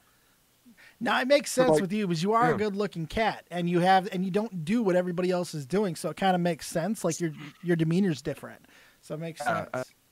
So like that's definitely an interesting point. But you know, I wasn't expecting to get an audience like the one I have, but I love it. Like some of the people that I interact with on Twitter, the people that I follow, so different, are amazing. Like I had Illuminati on here last, and I thought hers was the nicest fan base ever. Yours is fucking borderline adorable. Like it's ridiculous. Yeah, and also I've fucked up before. Like I've posted some pretty rogue tweets that I didn't mean. Right? I'm thinking of one like, and Alex like fucking came over and was like, "What the fuck are you on about?" And I was like, "No, it's not bad." Like I was literally just like, I'll explain it. I essentially tweeted out, I was like, "I really like women." That was it. Right, that was essentially the tweet, right? But I tweeted out, "I just can't understand how people like men." Oh. People saw that as me going, God, I like homophobic almost, or like, you know, like hating people. And I was like, no, that's not what I mean. I was like, that's not what but I was like, I got defensive, and then like I got in arguments with people, and I was like, I looked back on it, and I look back on it now, and I'm like, oh my God, I was a fucking moron. Why would I tweet that anyway? That's such a virgin tweet. Right. Like, I really like women, you know, like who the fuck tweets that? You're lucky you didn't get Brie Larson on that one. Holy shit. Yeah, no. I mean, if I did it now, it would be fucking dreadful. But I know it was a. Do you have that fear? Do you have that fear about what you tweet being like do you have the I came on a cat moment coming sometime? I've said some shit in the Campcast, and there's 30 hours of it. There's a lot of Campcast. It's going to be Alex and I talk about this all the time. They were like, if we're going to get cancelled one day for shit, we said, I did a fucking Japanese accent in one of the Campcasts, and I got that accent off The Simpsons, which is what I'm going to say. I'm going to be like, oh no, I just got it off The Simpsons. There you go, yeah. But no, I've said some shit before, but people know I don't mean it, and that's why my audience is so great as well. Like the people that interact with me on Twitter, the people that are here right now, like I know for a fact I would have to say. I'd have to mean what I said, right? So if I became like hugely racist, I could understand why people wouldn't like me. But the people that watch me right now know that if I say something and it seems rogue and seems really fucked up, it's just because I worded it wrong, right? Or I was joking, and I love being in that position. I know. I can't wait till like you have a video of you saying you had sex with a dog or something. It's gonna be fantastic. Yeah, absolutely. The thing is, I'm a really normal guy, so I hope for a fact that I hope I've not forgotten the fact that I like had sex with my dog, you know, and that like and there's gonna be a video that just goes public. Like, I hope man, I did have sex with that dog. Yeah, and I was like, oh yeah, I did actually. Shit. Well, I didn't mention about Scrubby earlier. You know, that video of someone humping a cat. It was actually me. Just handle it better than fucking Shane handled it is all you got to do. He set the bar really low. He committed every fucking crime. The cat there. He committed every crime, man. He apologized way too quickly, gave way too much needless information, memed himself, and then he did the worst thing you could do when you're in a controversy. Announce something life-altering. I'm getting married. Everybody forget. Don't do that, and still, he's not been cancelled. No. That's the thing. No. Also, Shane Dawson follows me on Instagram now. How crazy is that? Oh, that's pretty crazy. That's pretty crazy. People. The funniest thing is, I hadn't followed him back. So, really? So I have a screenshot of my phone of Shane Dawson's Instagram, and it says follow back. Oh, that's too funny. That was like with what happened with you and I. Fucking, I hadn't had you followed back because Twitter likes to fucking unfollow people randomly. But I kind of that surprised me because I figured that because of Nabber getting in to Shane Dawson's video and all that stuff that he had going on there, that maybe there was a natural connection. But no, that's not the case. Yeah, no, I mean, like, I like Shane's videos, but I don't really. My Instagram is kind of personal, so I follow like personal people. I don't really follow like followers. I don't really follow followers. I mean, I follow a few. And I don't really follow that many YouTubers on Instagram. I kind of keep that for Twitter. Makes sense. Yeah, no, but that was a fun thing to see. It's pretty fun. All right, I got one more thing for you before we get to calls. Well, maybe two, but one big one. You ready? A little bit of a game, a little bit of something new. I've never done this before, but here's what's going to happen. I'm going to give you 3 questions. These are probably 3 of the more difficult questions that I've asked the entire interview. You have the option. One of these questions you must, on your honor, sir, answer 100% truthfully. You could choose which one. You can lie till your fucking pants set on fire right on this podcast about any one of them as well. And one of them you can completely throw out and not have to answer. Understand? Okay, so I've got to tell the truth, lie, and not say. Okay. Exactly. So here are the 3 questions, and I'll read them all one at a time, and you can choose, or I can give all 3 to you. Ready? Here we go. Let's go. Your closest internet friend. Think about that person in your mind. Now, if it wasn't for the internet, would you still be friends with that person in real life? You have to name the person and answer the question. That's the first one. Okay. All right. Number 2, the person that you most truly, actually have an issue with on YouTube. Not just the standard make a video on, but somebody out there that really does turn your fucking gullet. And the 3rd, the biggest mistake you've made on a video that maybe no one's caught up to this point? Have you decided which ones you want to, what you want to do with what? Oh, that's interesting. Okay. I'm going to drop the one about having an issue with people. Okay. Yeah, I figured you would. Because I'm like, I don't really have issues with people, so I don't really feel like, oh my God, someone in the chat has already fucking... That everyone in the chat already knows exactly what I'm going to say. now, with these next two, you don't have to say which one you're lying about, and you don't have to say which one you're telling the truth about. You can do whatever you want with those two questions. They all know, though. The thing is, right, I made a joke. Oh, here we go. Right, and it's bad. It's about eating dogs, right? And this is your mistake? I'm gonna have to delete the fucking video. Oh, really? Yeah, it's not that bad, but like I just know for a fact, like if we're going cancel culture's going this way, all right, it's about a girl that's a bit like Lil Tay, right? Yeah. It was just an Asian girl that is flexing a lot of money. She starts talking about her dog, an expensive dog, and I go, "Why are you flexing a dog? You're just gonna eat it anyway." Oh God! Oh yeah, see that? And she's of Asian descent. You got to get rid of it. You got to delete that video. Actually, I'm gonna go through and fucking yeet it now. You got to get rid of that fucking comment, dude. There it is.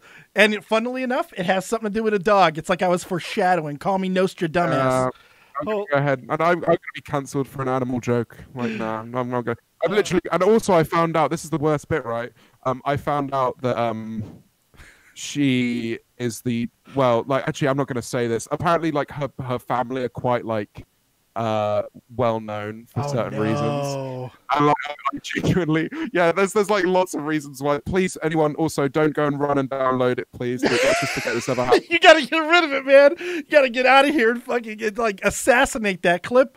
Do something. Give it a cyanide pill or something. That's too fucking funny. Oh my God. So that is probably that's a regret. That's a regret. And the other question. Now you can choose to. You can do whatever you want with this. I'll answer it honestly because it's like if I lie, it would just be like obvious which way I'm lying anyway. Fair enough.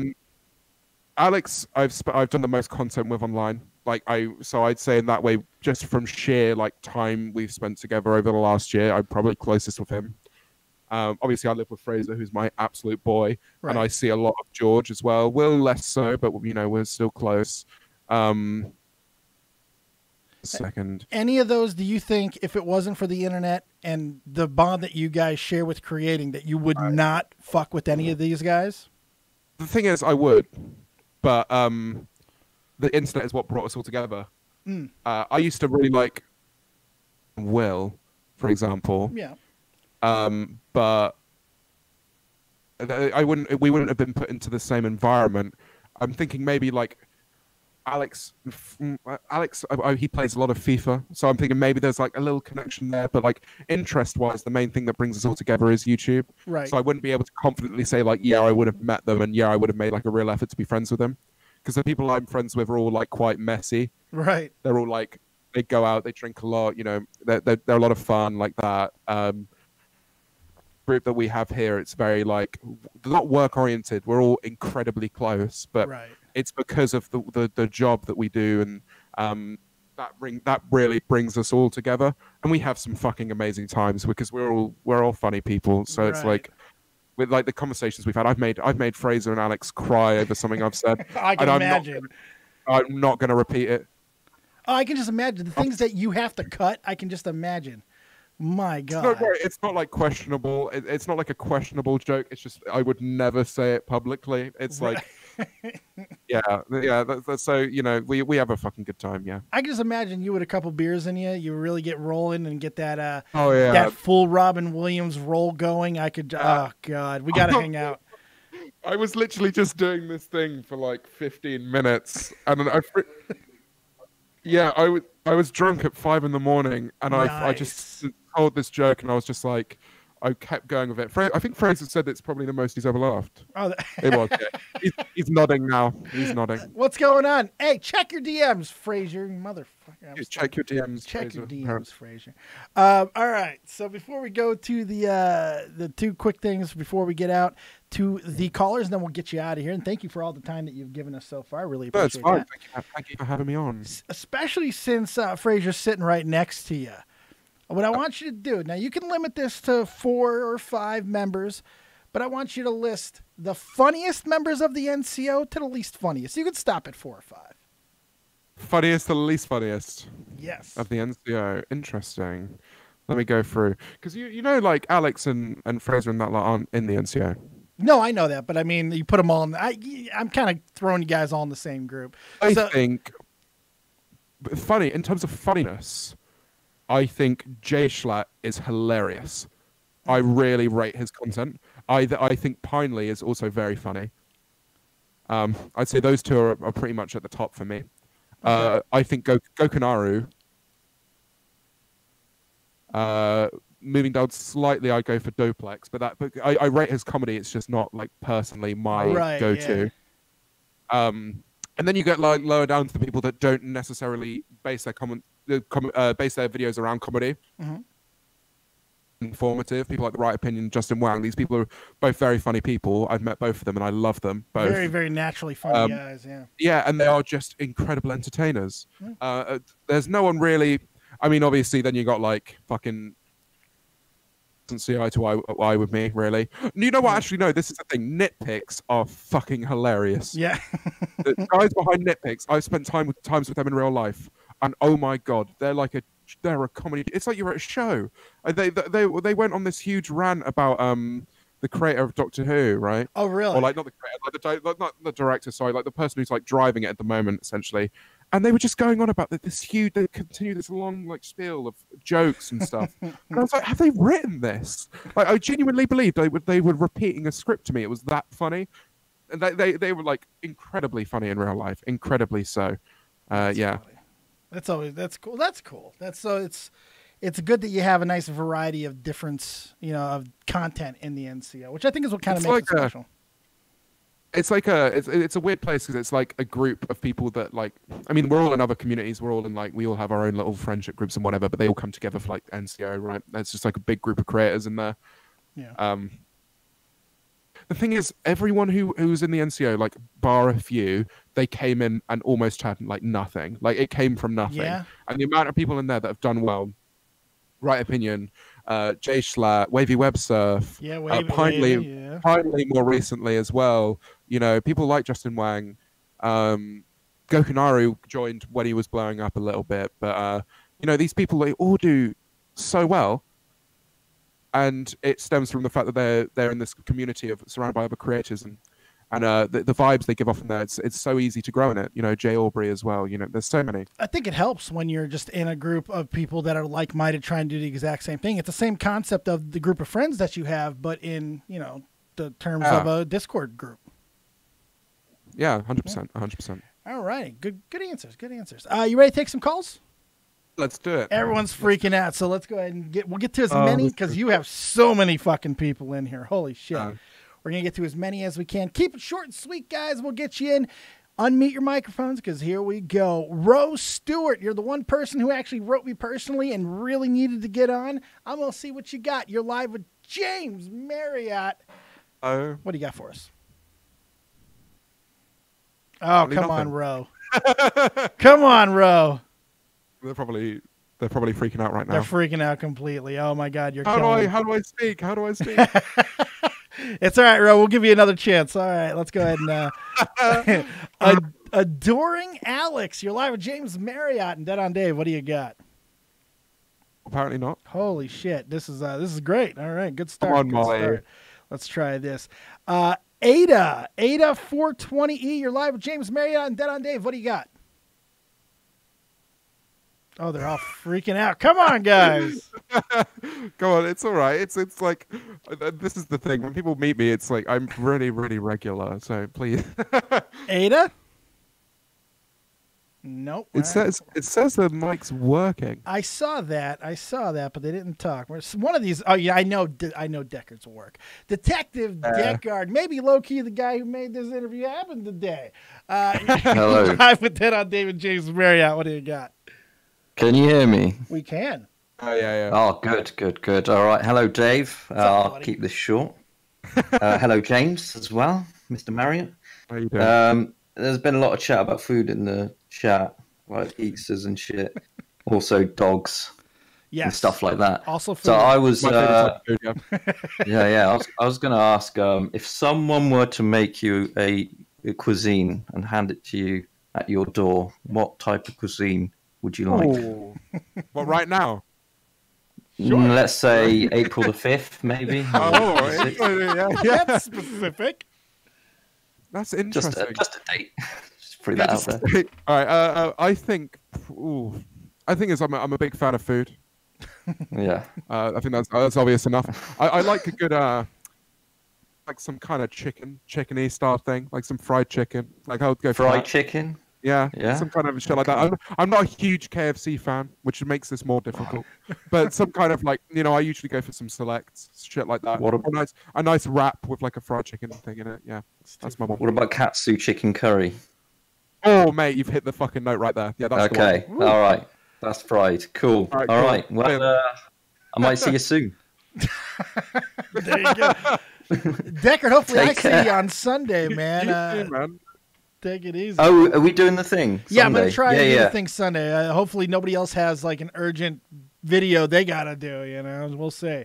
But yes, we should be doing that on Sunday. Yeah, Thanks a lot, man. Cool. All right. Take care, guys. Have See fun. You later. Yeah, much love. Bye-bye. For those who may not know, we got a whole big group of new co-hosts for the Daily Dead on Dave show, and Detective Deckard is one of them, as is Lord Vega, Billy the Fridge, Faye, Tobes, Ace Trainer Liam, Jim from Soul Crushing Radio.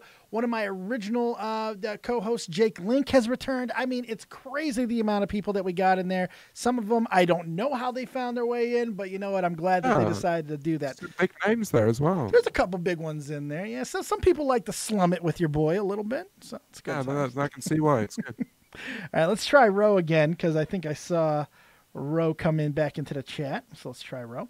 Ro, you're live with James Marriott. Let's see if we can try this again. What do you got? Oh, come on, Ro. Ro wants this so bad. I can feel it. Don't mess with any settings, guys. If you go into waiting to call, it automatically has you muted. It's just so you guys can't fuck with anything. Don't touch anything. I'll bring you up and you'll be just fine. We'll keep trying. Sorry, Ro. Oh, boy. All right. It's all right. Is this the real Memulus? Is this? Let's Probably find out. not. Let's find out. I doubt it.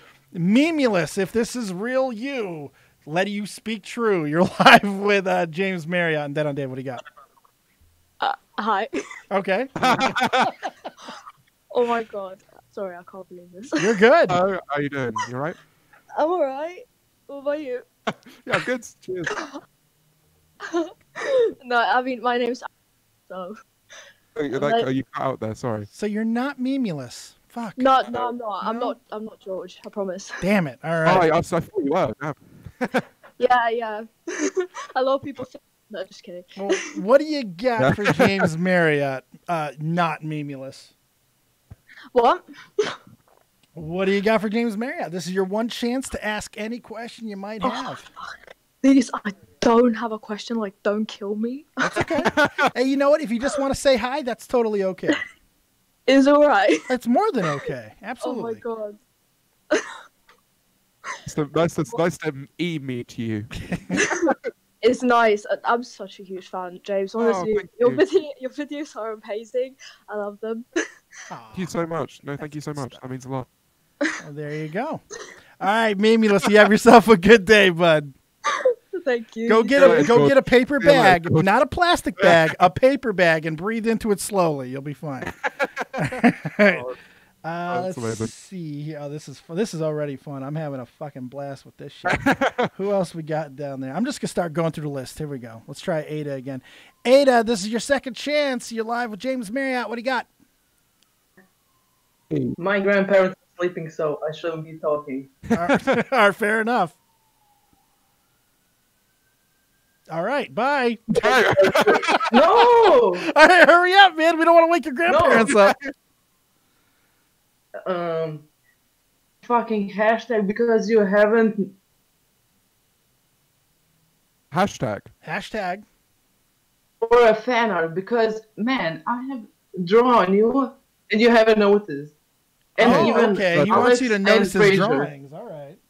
Okay, hashtag. Yeah, but I love you guys. Hashtag thick art with 2 C's. Hashtag thick art. That's it now. That's canon.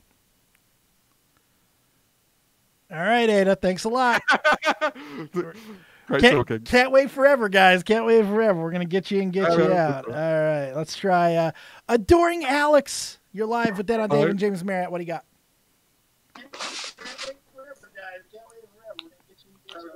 Adoring Alex. Hello. Oh, Molly, come on. Hi. Hello. James, when did you realize you were going to become a YouTuber? It was never like a thing I realized. It's just something that I've wanted for quite a while. I think at the end of September last year, when we hit 100K, that was probably when I realized it was becoming a thing. Right. And I wanted to keep going with it, as a career, really. Yeah. I wanted it for fucking ever since I realized what it was. Just thanks for being amazing and all that. Aww. You for being amazing as well, Molly. Molly's like an OG. She's been around for fucking. I mean, what? Day oneers, yeah. 40K. Yeah. Nice. And you've done so much. So thank you, Molly. So thank you. What a sweetheart. All right, Molly, you have yourself a good one. Lovely chatting, Molly. Adorable. She's so great. She's great. She's adorable. Sounded just like. I just love that how many buttholes and vaginas you're getting incredibly wet just by having people come in here. It's fucking amazing. Man. It's true, man. You're changing people's lives today, baby. You're changing people's lives. I love it. Let's see. Casadono. That's a name. You're live with Dead on Dave's J. Marriott. What do you got? Hi. Hello. How you doing? I'm good. If you weren't doing commentary, what would you be doing? Oh, that's a good question. I like in terms of on YouTube, I'd probably just be finding a way to do comedy. I do more Stephen Tries kind of stuff. I try doing skits and comedy stuff. If it wasn't on YouTube, I'd imagine I'd be trying my hand at music, but properly trying my hand rather than just playing a bit of guitar every now and then. And then if we're going into real life world stuff, probably something to do with languages. I do translation and shit like that.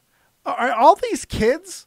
These are all kids in the chat. These are all underage people in the chat. Because I just realized I probably should have said what I just said about buttholes and vaginas. You probably shouldn't have said that. I didn't mean it. I meant it in the universal sense. The British we. I meant it something like that. Everybody's happy. That's what I meant. Come on. All right, there's a few people who are of age. Okay, anyone who's of age, congratulations. That the buttholes and the vaginas and stuff are wet for those of age. If not, your Play-Doh hasn't gone dry yet. There we go. That's a happy thing. Oh my God. Okay, thank you so much. No problem. Have a good one. Well, I got a video to delete. Wait. That's so funny. That's incredible. Oh my God. I got people like children. Oh. That's what I was saying at the time. I was like, no. Yeah, my bad. I know things. I don't know, man. You're of age. That's good enough. Fuck. All right. Rose Stewart. One more chance. It's the last chance, Ro, but I believe in you. I believe in you, Ro. What do you got? Motherfucker. Unbelievable. That's message me if you want to say hi. I think you've got my Discord. All right. Do you see any of the names in there that you want to specifically bring up? Is we're not going to get to everybody, especially how fucked up everybody's mics are. Just pick and choose at random. I'll let you do. Oh my God, there are a lot of people. There's so many. All right, let's go with. We're gonna do 3 or 4 more. Let's start with Gay. You're live with Dead on Dave and James Marriott. Homophobes. God. Dead on Dave's a massive homophobe. You're getting cancelled in this. I'm probably over, but luckily I don't have anything anyway. So good luck. Good luck. Wait. Anyway, I don't have anything to say, but hi. Hello. How you doing? You're right. Yeah, I'm all right. I'm also gay, I guess. Oh, really? I couldn't have guessed. Really? I forgot my name. I haven't been on in a while. Live your brand, baby. Live your brand. Yeah, I gotta go get a girlfriend now. Good. Best of luck to you. Fantastic. Thank you. All right. Means a lot. How old are you? Because we shouldn't be cheering you on then. I don't know. How old are you? 13. Fuck, no, wait, no. Go play Pokemon. Come on. Okay, sorry, guys. Sorry. Don't worry about your sexuality yet. You don't got to play with anything. Go play with Pokemon. You're fine. See you later, Gay. Yep. See you later, Gay. Good shit. Talia, you're live with that on David James Marriott. Oh, this is definitely my last show. This is it. We're getting canceled. It's over. Talia, you're live with that on David James Marriott. What you got? Hey, I'm lost for words. Oh fuck. Don't be lost for words, all right. Okay, so I went to BeanCon and I don't know. Yeah. No, I think I remember you. Yeah. I said fuck VidCon with you. That one. Yes, I remember that. Yeah. And then my I friend that. shouted, "Talia, stop! You're 14." Alex jumped over the fence. Yeah, that's me. Yeah. Everyone takes the mick out of me now, and everyone bullies me for it. So it's great. So funny. That's fantastic. Anyway, but for summer in the city, do you have any like panels planned or like? Because I know a lot of people who are going and like want to see you do panels and stuff. So do you have any of that like? Well, I know Alex is the one that's talking to them because they want the Campcast to do a thing there. Oh, really? I think. Yeah. I'd go see it. I'd be front row. So. Yeah, I'd love to do that. If not, we'll definitely be doing meet and greets, even if we're not invited to the event. Well, I imagine we'll do like BeanCon again, or it's Beans in the City. Yeah, Beans in the City. Yeah. So we'll see, but I think it's looking like we are going to do a panel, but I can't really confirm that because God knows if we actually are. Well, I know loads of people who want to go see it, so it's going to be successful either way. Unfortunately, that doesn't really translate for some reason. Like the people who run these events, they don't really understand the extent that people watch commentary right now. But hopefully they'll start to really click with it because it's pretty nuts that the amount of people that came outside to come say hi at BeanCon, it was pretty crazy. And I think they should. You guys need to be stopped. You need to be fucking stopped. I swear to God. We need to stop that. Trust me. Yeah, because when Alex tweeted out the thing, me and my friends ran like across the entire Excel just so we had to run all the way back. Like, you're all just the fucking in the cold. Many people just like stood outside there in the cold. We got photos. It was nuts. Yeah. Crazy. Anyway, thank you for answering the question. Yeah. No problem. Thank you for asking. Good call, Talia. Bye. Take it easy. All right, we got one more, and I think I will go with this one. We'll see how it goes. EZ15, your begging got your plight has spoken to me, and you're the final caller. So a little bit of pressure here. Yeah, you're going to be the final thing that everybody remembers. Can you handle this pressure? This is your opportunity. Some people wait Hey, it's okay. Some people wait a lifetime for a moment like this. Go get it, Kelly Clarkson. Here's James Marriott. To be honest, I was typing in the chat, and you came through my earphones, and I had a panic attack. That's all right. It's all right. We're settling it out. You're fine now. So, James, as a commentary channel YouTuber, you have a lot of stands. I was just going to say, what's the best thing about Stan Twitter? Stan Twitter. I like the memes. Like, I love going through my tagged photos on Instagram and just seeing that such people post some utter tripe about me, and I love that. Like the most like the pointless stuff, or like I love the edits. Like I love like the pictures of like me holding a gun and stuff like that, and like surrounded by like love hearts. So you like the violence? Yeah, I love. Well, yeah, this is the thing about Stan Twitter. I love killing Stans. That's my favorite thing about Stan. So, yeah, no, the violence is a big part of it for me. Yeah, that's definitely it. You can kill me at somewhere in the city if you want. We'll do that. It's probably a bad idea. Chuck me into the River Thames. Yeah, chuck all the stands into the Thames. That'd be great. James, as your lawyer, I'm going to have to recommend against doing such a thing. It's called murder. Not good. Not good. Yeah, sorry. All right, Easy. Anything else? I was going to say I've been tweeting you baited for a long time, James. You haven't realised. Oh, wow. I'm not used to people saying that without being a shot at I'm going to do it after the show. I don't care. All right. Good stuff. Thanks for the call. Bye. All right. We could sit here and take calls all fucking day. There's so many. But we have been live for almost 2 hours, kiddos. So hopefully you guys can understand. Can we try Roaster it one more time? Is yes. that okay? I think he said his microphone broke, I thought. Let's try one more time because We'll try. I don't want him to be upset. Ro, we're going to try you one more time. We understand your microphone is not working, but we're going to give you one more shot. Come on, Ro. You can do it. It's unfortunate. No, give it a few seconds. We're giving him every opportunity. Keep going, and then you can do it. If you guys want more of an opportunity, get in James's ear. Tell him that you want him to come back here, and we'll just do a fucking chat. We'll just have callers call in for an hour. Shit.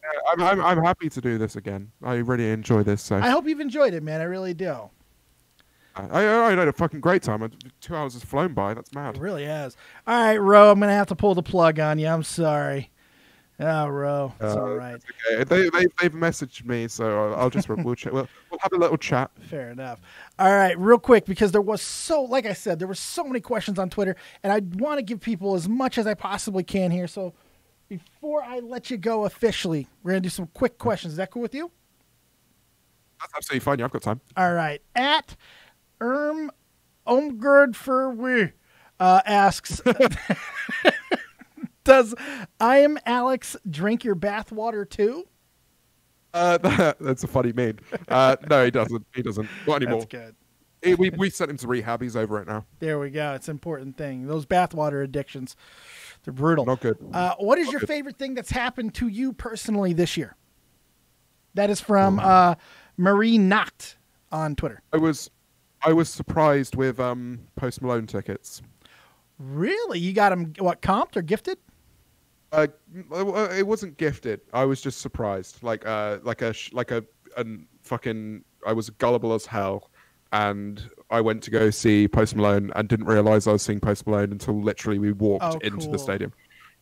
And that was honestly, I would say, probably definitely the highlight of my year, and also I think I'm going to remember that for the rest of my life. Good show, huh? Yeah, it was incredible. I heard he puts on a good show. I heard right now him and Joji put on incredible shows. I've seen both of them this year. Really? Yeah. I've seen all of my favorite artists this year because I was like, I love music, right? Yeah. So I went to go see 21 Pilots, 1975, Post Malone, Joji. I've seen fucking so many things that I wanted to see this year, and I'm really happy about that. That's nice to be able to have the ability to do that. That's pretty damn cool.